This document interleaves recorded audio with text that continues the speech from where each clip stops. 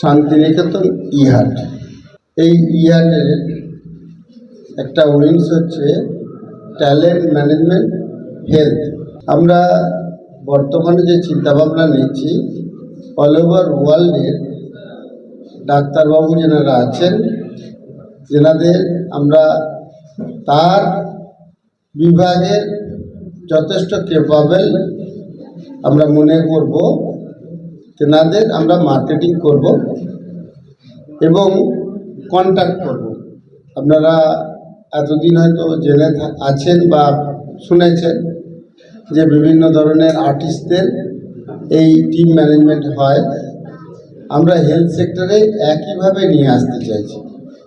আমাদের যেটা বর্তমান চিন্তাভাবনা, বিশেষ করে আমরা আমাদের হেলথ সেক্টরের সমস্ত নার্সিংহোমকে নিয়ে all West Bengal private nursing home and hospital honours association তৈরি করেছি।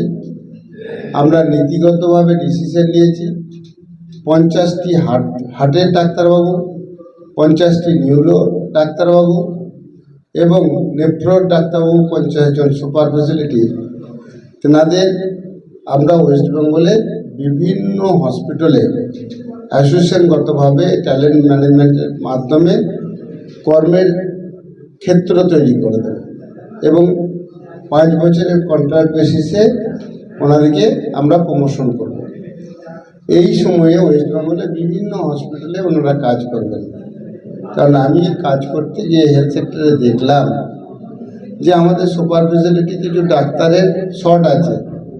তার মানে এই নয় যে ওয়েস্ট বেঙ্গলে সুপার ফেসিলিটি ডাক্তার নেই। সুশৃঙ্খলভাবে কাজ না করার জন্য আমাদের ডাক্তারবাবুরা বাইরে আছেন, তেনাদেরও এনে প্রমোশনের কথা আমরা ভাবছি আর ক্ষেত্রগুলোকে ডেভেলপ করার কথা ভাবছি।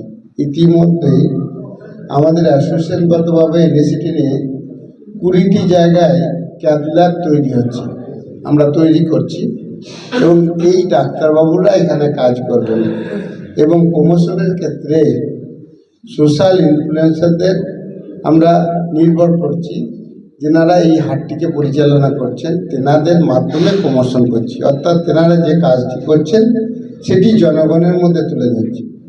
এতদিন পর্যন্ত আমরা কি দেখেছি, কোনো ডাক্তারবাবুকে এইভাবে আমরা তুলে ধরিনি, শুধু নেগেটিভ হলে সেটি তুলে ধরেছে। তাই জনগণের মধ্যে মনে হয়েছে এখানে ভালো ট্রিটমেন্ট হয় না।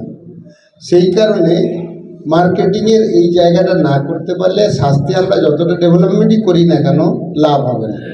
তাই হাট শুভ সূচনা আমাদের এই শান্তিনিকেতন মেডিকেল কলেজ এবং হসপিটালে, এটা একটা উইংস, এটাকে ডেভেলপমেন্ট করছি। 1 বছরের মধ্যে আমরা আশা করছি আপনাদের সহযোগিতায় এই সমস্ত ডাক্তারবাবুকে প্রমোশন এবং তেনাদের ট্যালেন্টকে তুলে ধরিয়ে হেলথ সেক্টরে ডেভেলপমেন্ট করতে পারব। আমি ব্যক্তিগতভাবে যেটা মনে করি বা আমার চিন্তাভাবনা, পৃথিবী বুকে মিডিয়ার একটা বিরাট শক্তি। এই শক্তিটা আমরা শিল্প স্থাপন এবং শিল্প যাতে প্রসার ঘটে সেই জন্য ভারতবর্ষব্যাপী বিশেষ করে পশ্চিমবাংলায় কাজে লাগাতে চাইছি। প্রায় 1 কোটি ইনফ্লুয়েন্সার তাদের নিজেদের দক্ষতা বা ক্রিয়েটিভিটি, তারা বিভিন্ন ধরনের রিল বানান, কিন্তু এই রিলগুলো অধিকাংশ ক্ষেত্রেই শিল্প উপযোগী হয় না। হয় কোনো গান, নাচ বা বিভিন্ন ধরনের প্রেম প্রীতি এইসব নিয়ে হয়, কিছুটা ভিউয়ার্স হবে এই ভেবে। এখন শিল্প উপযোগী এই রিলগুলো হয়, তাহলে শিল্পের মার্কেটিংয়ের ক্ষেত্রে একটা প্রসার ঘটবে। আমরা জানি প্রায় একটা কোম্পানি যখন প্রোডাকশন করে তার প্রায় 40 ভাগ টাকা মাল সেল এবং কোম্পানির মালটার প্রমোশনের জন্য ব্যয় হয়। 10% পয়সা যদি আমার এই সমস্ত কোম্পানি এই ইউটিউবারদের বা সোশ্যাল ইনফ্লুয়েন্সারদের উপর ব্যয় করে, তাহলে তাদের যে মাল সেল সেটা আমার মতে ডবল হয়ে যায়। এবং শিল্পোপযোগী পরিবেশ তৈরি হবে, ইতিবাচক পরিবেশ তৈরি হবে। এই লক্ষ্যে এই কর্মসূচি শুরু হয়েছে। আমার ভালো লাগছে। আমরা জাস্ট একটু ফেসবুকে বলে দিয়েছিলাম, বিশেষ করে আমাদের যে প্রেস ক্লাব সেখানে তরফ থেকে, তাতে দেখলাম আপনারা সকলে চলে এসেছেন। এবং আমি আরও একটু লেট করলাম আপনাদের নিয়ে, যে শুধুই আবেগের বসে চলে এসেছেন না এটাকে ঠিকভাবে নিচ্ছেন, এটা জানার জন্যে আমার খুব আনন্দ হচ্ছে। আমি বিভিন্ন ধরনের তীর্যক কথা বললাম। এটা বললাম এই কারণে, আপনি কতটা মন থেকে নিয়েছেন। আমি দেখলাম প্রত্যেকে মন থেকে নিয়েছেন।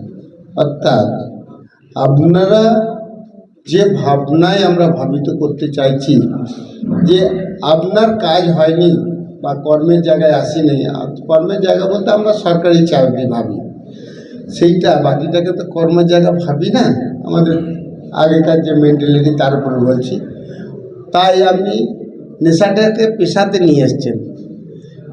এই পেশায় আসার পর আপনার যে চেতনাটা আমরা দেওয়ার চেষ্টা করেছি, আপনি যেটা করছেন তাতে করে আপনার ভাইয়ের চাকরি হবে না, আপনার ছেলে বা নাতির চাকরি হবে না। তাই শিল্প উপযোগী পরিবেশ তৈরি করার জন্য আপনাকে শিল্প উপযোগী খবর করতে হবে, যেটা বাস্তব খবর। আমার স্টেটে শিল্প উপযোগী পরিবেশ আছে, বাস্তব চিত্র তুলে ধরলে পরে অনেক উদ্যোগপতি এখানে আসবে। কারণ ভৌগোলিক দিক থেকে এবং এখানকার রিসোর্সের দিক থেকে শিল্প উপযোগী পরিবেশ আছে। তাহলে আপনারা যদি সেটা তুলে ধরেন তাহলে কিন্তু শিল্প আসবে। এই ভাবনার ওপর এই ইহাট তৈরি হলো। আমি আশা করছি সকলের সহযোগিতায় বা অংশগ্রহণে আমরা সকলে বেনিফিটেড হব। এই হাট কাকে বেনিফিট দেবে? যিনি মাল উৎপাদন করছেন তিনি বিক্রি করবেন, একবারে যে কিনবে তার মাঝে কেউ থাকছে না, মাঝে আপনি থাকছেন, কিছুটা পয়সা আপনার জন্য ব্যয় হচ্ছে। তাই আপনি বেনিফিটেড, যিনি মাল তৈরি করছেন বেনিফিটেড, যিনি কিনছে তিনি বেনিফিটেড। তাই এ হাট চলবে, সকলে অংশগ্রহণ করবে। আমার আশা 1 বছরের মধ্যে 1 কোটি সোশ্যাল ইনফ্লুয়েন্সার এই হাটের আওতায় আসবে এবং 500 ই হাট অল ইন্ডিয়া বেসিস আমরা তৈরি করতে পারবো।